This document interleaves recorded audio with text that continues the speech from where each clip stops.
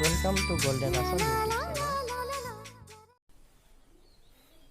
নমস্কাৰ বন্ধুসকল মই মৃদুলে মোৰ ইউটিউব চেনেল গোল্ডেন আসামলৈ আপোনালোক সকলোলৈকে স্বাগতম জনাইছো বন্ধুসকল মই আজি আপোনালোকৰ সৈতে সময়ৰ বিষয়ে কিছু কথা পাতিম বুলি আহিছো গতিকে আপোনালোকে এই ভিডিঅ'টি প্ৰথমৰ পৰা শেষলৈকে চাই থাকিব বন্ধুসকল সময় বৰ অমূল্য সম্পদ সময়ক কাৰ সৈতে তুলনা কৰা হৈছে হেতু নিশ্চয় আপোনালোকে জানে সময়ক নদীৰ হুতৰ সৈতে তুলনা কৰা হৈছে নদীৰ হুত যেনেদৰে কালৈকো ৰৈ নাথাকে ঠিক তেনেকৈ সময়ও কালৈকো ৰৈ নাথাকে কেতিয়াবা হয়তো 1 মিনিট বা 1 ঘণ্টা সময় কাৰণে আপোনালোকে কিছুমান গুৰুত্বপূৰ্ণ কামত বিফল হৈ ঘূৰি আহিবলগীয়া হৈছে তেনেকুৱা ধৰণৰ অভিজ্ঞতা মোৰো আছে নিশ্চয় আপোনালোকৰো আছে হেয়া বন্ধুসকল সময়ৰ কাম সদায় সময়ত কৰিবলৈহে চেষ্টা কৰিব লাগে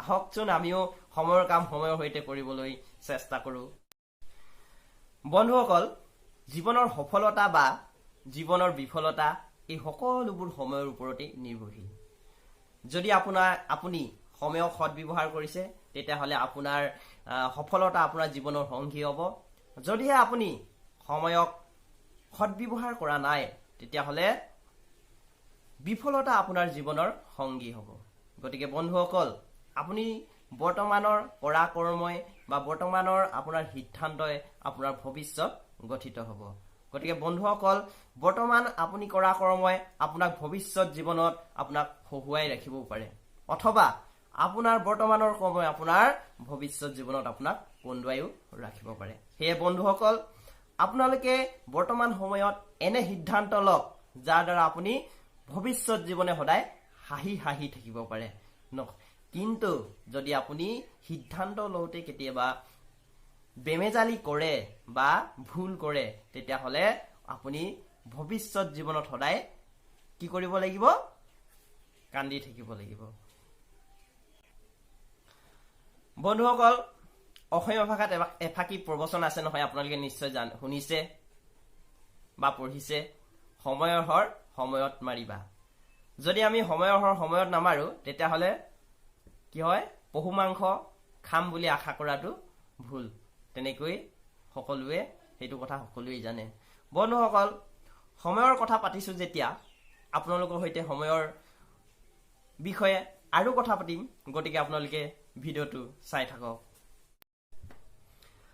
বন্ধুসকল সকলোৱে কয় আমাৰ দেশত নিবনুৱা সমস্যা বহুত বৃদ্ধি হৈছে শিক্ষিত নিবনুৱাই হোক বা অশিক্ষিত নিবনুৱাই হোক সঁচাকৈ আমাৰ দেশত বহুতো নিবনুৱা বৃদ্ধি হৈছে যাৰ বাবে চৰকাৰে সকলো নিবনুৱাকে চৰকাৰী কামত নিয়োজিত কৰাটো চৰকাৰী কামত নিয়োগ কৰাটো কোনো পধ্যে সম্ভৱ হৈ নুঠে হে বন্ধুসকল আপোনালোকে নিশ্চয় শুনিছে আমাৰ ভাৰতবৰ্ষৰ অভূতপূৰ্ব ৰাষ্ট্ৰপতি ডক্টৰ আব্দুল কালাম ছাৰে কৈছিল যেতিয়ালৈকে পঢ়াৰ উদ্দেশ্য কেৱল চাকৰি কৰা হ'ব তেতিয়ালৈকে কেৱল চাকৰৰহে সৃষ্টি হ'ব মালিকৰ নহয় কিন্তু বন্ধুসকল চাকৰি কৰা লোকসকলক মই কিন্তু চাকৰি বুলিবলৈ যোৱা নাই কাৰণ ময়ো এটা সৰুকে কিবা এটা চাকৰি কৰো বন্ধুসকল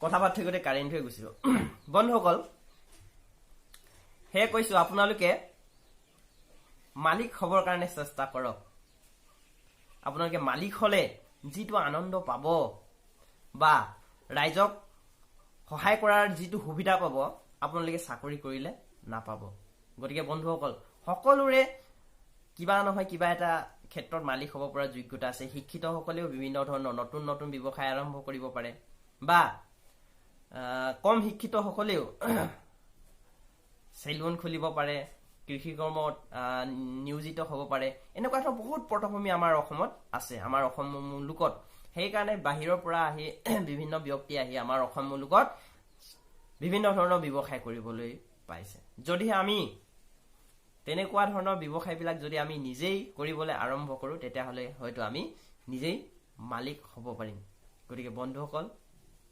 মালিক হবৰ কাৰণে চেষ্টা কৰক চাকৰ হবৰ কাৰণে চেষ্টা নকৰিব চৰকাৰৰ চাকৰিলৈ বাট চাই নাথাকি আপুনি বা আপোনালোকে সকলোৱে মালিক হ'বৰ কাৰণে চেষ্টা কৰক।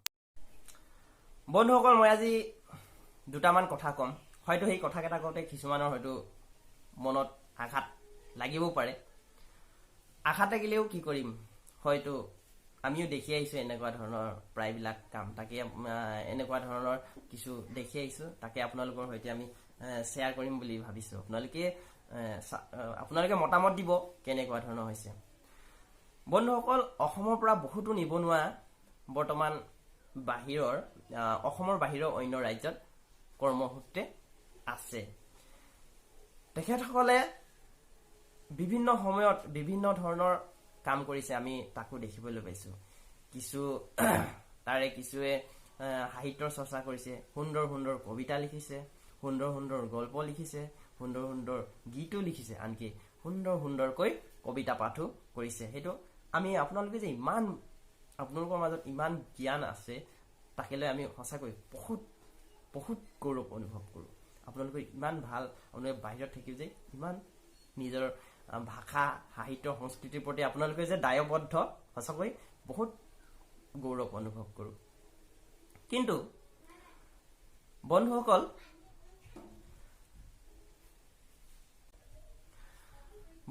আপোনালোকৰ এনে কাৰ্য সঁচাকৈ আমাকো বহুত উৎসাহিত কৰে।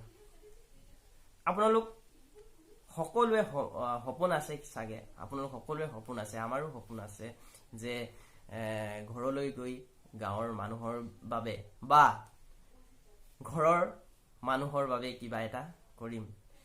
কিন্তু কেতিয়াবা দেখিবলৈ পাওঁ যে এখন দামী বাইক বা এটা দামী মোবাইলে কিছু লোকৰ সপোনবিলাক, আশাবিলাক তছ নছ কৰি দিয়ে।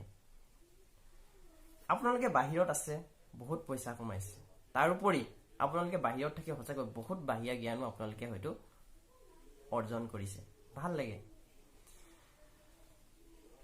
কিন্তু বন্ধুসকল, আপোনালোকে ইমান টকা উপাৰ্জন কৰি আনে, আপোনালোকে সেই টকাবিলাক কামত লগাওক, আপোনালোকে ব্যৱসায় আৰম্ভ কৰক, আপোনালোকে কৃষি কৰ্মত ব্যৱহাৰ কৰক সেই টকাবিলাক। টকা আজি আছে, কালি নাই। যদি আমি সেই টকাবিলাক বাহিৰৰ পৰা উপাৰ্জন কৰি অনা টকাবিলাক যদি আমি ব্যৱসায় নকৰোঁ বা আমি কৃষি কৰ্মত নিয়োজিত হৈ সেই টকাবিলাক কৃষি কৰ্মত ব্যৱহাৰ নকৰোঁ, তেনেহ'লে আমি পুনৰ অসমৰ বাহিৰলৈ কাম কৰিবলৈ যাব লাগিব। মই আপোনালোকক আগতে কৈছোঁ, আপোনালোক মালিক হ'বৰ কাৰণে চেষ্টা কৰক। আপোনালোকেও মালিক হ'ব পাৰিব, কাৰণ আপোনালোকে টকা উপাৰ্জন কৰি আনে।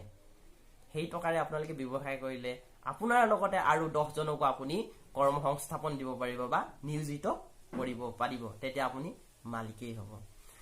কিন্তু যেতিয়া আমি সেই টকাবিলাকেৰে তেনেকুৱা গঠনমূলক কামত নিয়োজিত নকৰি আমি যদি সেই টকাবিলাকে এখন দামী বাইক বা এটা দামী মোবাইল ফোন লওঁ, সেই মোবাইল ফোন বা দামী বাইক বিক্ৰী কৰি পুনৰ আমি অসমৰ বহিৰাজ্যলৈ যাবলগীয়া হ'ব পাৰে।